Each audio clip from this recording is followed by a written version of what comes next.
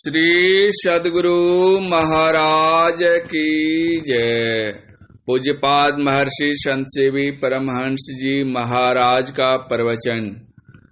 महर्षि संत सेवी प्रवचन पीयूष। धर्म नहीं हृदय परिवर्तन करें। इस प्रवचन का तीसरा अंतिम भाग। कल के प्रवचन में आपने सुना था, लाल लाल जो सब कोई कहे, सब की गांठी लाल, गांठी खोली के परखे नाही, तासे भयो कंगाल। अब आगे। किसी समय एक अच्छे धार्मिक बादशाह थे। उनके दरबार में गुणवानों, विद्वानों और साधु संतों का अच्छा सम्मान होता था। उनमें अन्य गुणों के अतिरिक्त दानशीलता भी थी। उनकी दानशीलता की प्रशंसा सुनकर एक फकीर उनके पास गए। वह समय बादशाह के नवाज पढ़ने का था।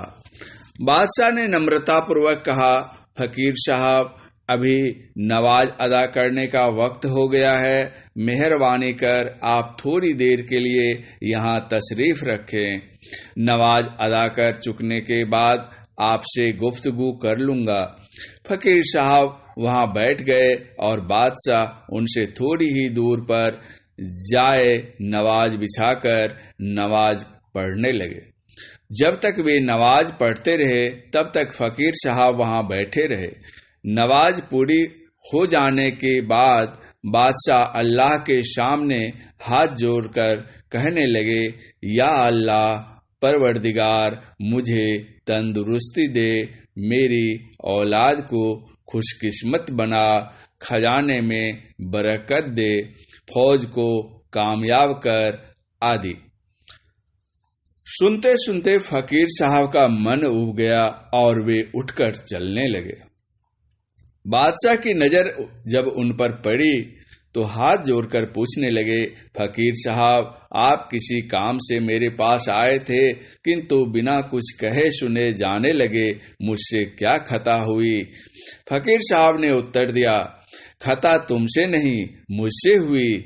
मैंने सुना था कि तुम बहुत खैरात करते हो, इसी से तुम्हारे पास आया था, मगर मैंने देखा कि तुम खुद भिखमंगे हो। मुझे क्या दोगे? अभी तुम जिनसे मांग रहे थे उन्हीं से मैं भी मांग लूंगा। वस्तुतः जागतिक हीरा, लाल, जवाहर कोई कितना भी क्यों न पाले, जब तक भीतर में किसी प्रकार की मांग बनी हुई है तब तक वह कंगाल ही है। प्रश्नोदय होता है कि तब वह कौन सा लाल है जिसे पाकर कंगालपन दूर हो जाए और हमारा जीवन निहाल हो जाए। संत कबीर साहब कहते हैं, सबकी गांठी लाल। वह गांठ क्या है? गोस्वामी तुलसीदास जी इसका इस भांति स्पष्टीकरण करते हैं, जर चेतन ही ग्रंथि परी गई, यद्यपि मिर्चा छूटत कठी नई। साधनाभ्यास के द्वारा जब जड़ और चेतन की ग्रंथि खुलती है तब परमात्मा रूपी लाल मिलता है। उसी को प्राप्त कर संत कबीर साहब कहते हैं, लाली देखन मैं गया, मैं भी हो गया लाल। अर्थात परमात्मा को पाकर वह भी वही हो जाता है। प्रसन्नता की बात है कि हमारे बीच श्री मरांडे जी मुख्यमंत्री रूपी जागतिक लाल प्राप्त कर उपस्थित है। मैं चाहूंगा कि ये भी संत कबीर के लाल की ओर उन्मुख हो सके तो मुझे अत्यधिक प्रसन्नता होगी। श्रोताओं की ओर से श्री सद्गुरु महाराज की जय ध्वनि। उस परमात्मा रूपी लाल को खोजने के लिए कहीं बाहर जाने की जरूरत नहीं है। संत कबीर साहब ने कहा है, घट घट में वह साईं रमता। और हमारे गुरुदेव महर्षि में ही परमहंस जी महाराज कहते हैं, निज तन में खोज सज्जन, बाहर न खोजना, अपने ही घट में हरि हैं, अपने में खोजना। दो नैन नजर जोरी के, एक नोक बना के, अंतर में देख सुन सुन, अंतर में खोजना। दृष्टि की दोनों धारों को मिलाकर एक करो। जब दोनों धाराएं मिलेंगी तो पूर्ण सिमटाव होगा, उधर गति होगी, आवरण भेदन होगा और तुम अंधकार से प्रकाश में चले जाओगे। इसका संकेत बाइबिल में भी है। यदि तेरी आंखें एक हो तो तेरा सारा शरीर उजियाला होगा। एक फकीर ने भी कितना अच्छा कहा है, जिगर वो हुस्न एक सुई का मंजर याद है अब तक, निगाहों का सिमटना और हुजूम-ए नूर हो जाना। अर्थात जिसकी निगाहें सिमटती है वह प्रकाश में पहुंच जाता है। आप ईसाई, इस्लाम, वैदिक किसी धर्म को लीजिए, सबका मूल सिद्धांत एक है। बाहर में डाल पात तो अनेक हैं। निष्कर्ष यह है कि अंतः साधना के द्वारा अंतः प्रकाश को प्राप्त करें। जो अंतः प्रकाश को प्राप्त करते हैं वे अंतर्नाद भी सुनते हैं। बजती है 5 नौबतें, सुनी एक एक को, प्रति एक पे चढ़ी जाए के निज नाह खोजना। अपने अंदर जो ध्वनि होती है वही ब्रह्मनाद या आवाजे गैब है। सृष्टि के आदि में वह शब्द हुआ था। बाइबल में लिखा है, in the beginning was the word was with God and the word was God. इस विषय का प्रतिपादन कुरान शरीफ में है। खुदा ने कहा कुन और हो गया। वेद में आया है, एको हम तहुश्याम, मैं एक हूं बहुत हो जाऊं।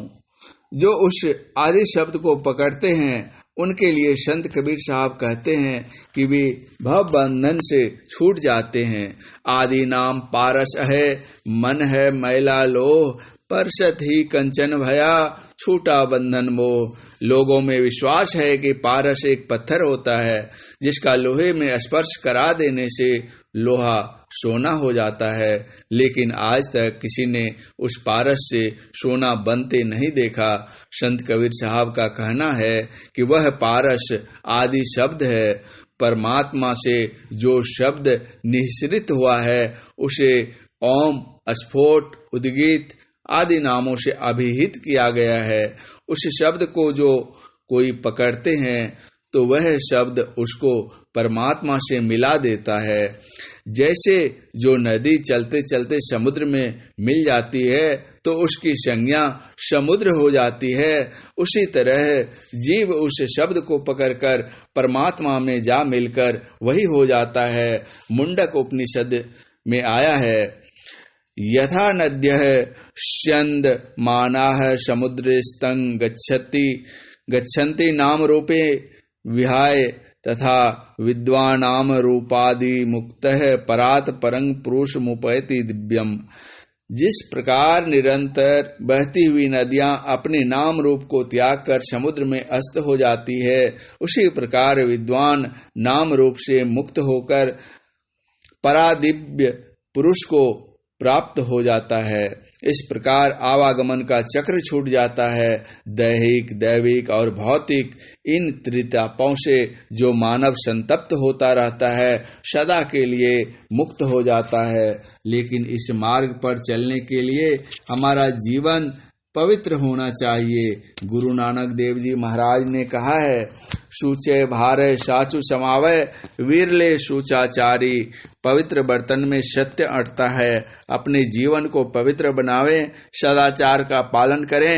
अपने और परिवार के भरण पोषण के लिए कुछ न कुछ पवित्र उद्यम अवश्य करें। यथा संभव दूसरे का उपकार करें, समाज की सेवा करें, देश की सेवा करें। अपनी योग्यता के अनुकूल विश्व की सेवा कर सकें तो अत्युत्तम। नित्य नियमित रूप से सत्संग भजन करें, इससे इहलोक और परलोक दोनों में कल्याणमय जीवन होगा। श्रोताओं की ओर से श्री सद्गुरु महाराज की जय ध्वनि। माननीय मुख्यमंत्री जी के पास यद्यपि समय का अभाव है, फिर भी इन्होंने सत्संग में अपना बहुत सा समय दिया है। इसके लिए इनको मैं बहुत बहुत धन्यवाद देता हूं और इसके सहित सब लोगों के लिए प्रभु से मंगल कामना करता हूं। पूज्यपाद महर्षि संतसेवी परमहंस जी महाराज का यह प्रवचन दिनांक 28/4/2001 ईस्वी को रांची जिला संतमत सत्संग के 11वें अधिवेशन राजकीय उच्च विद्यालय रांची में अपराह्नकालीन सत्संग के शुभ अवसर पर हुआ था। श्री सद्गुरु महाराज की जय।